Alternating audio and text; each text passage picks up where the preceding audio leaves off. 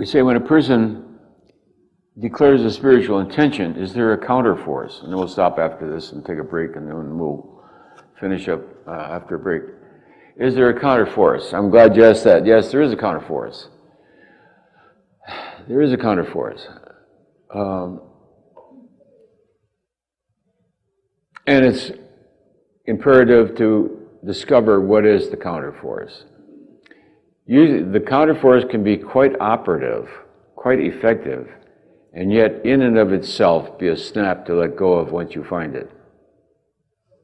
You can hold back a whole locomotive, with your finger on this button here. 4,000 tons of locomotive can't move. One little finger, half an ounce. Locomotive can't move. Immobilize the whole steam engine with one little finger. So that's not power, you see. I mean, that's not force. It's the knowingness. So you may discover something in yourself that's really driving you crazy, and it's really countered by a very small understanding. That little subtle understanding, once you get that, the whole thing clears away of its own. So don't be impressed by how difficult the problem seems to be, because its answer is usually very simple. The light switch is on this side, not that side. And you go, oh, that's all it was. Many of the major ones that I could bypass in my life were really that simple.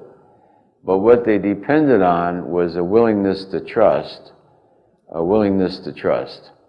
to let go of what you think you've got for what you're told will work, you see. So there's a certain amount of trust in letting go.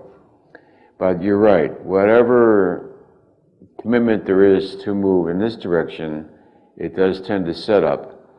We tried to cover that when we covered the structure of the ego, when we talked about the alternatives and the contraries and the opposites, that within yourself, things are set up as opposites.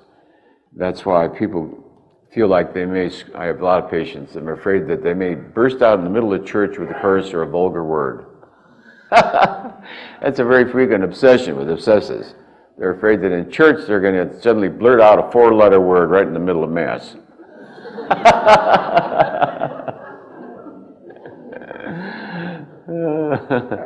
So that which is holy and sacred then brings forth this opposite of that which is anti-sacred, or whatever you would call it.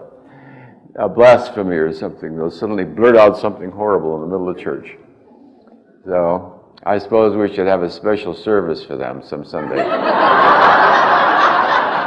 in which they are free to express themselves, and we will all clap and parade and thank them for their honesty and forthrightness and the willingness to share. So we'll take a break, and then we'll conclude with some more questions afterwards.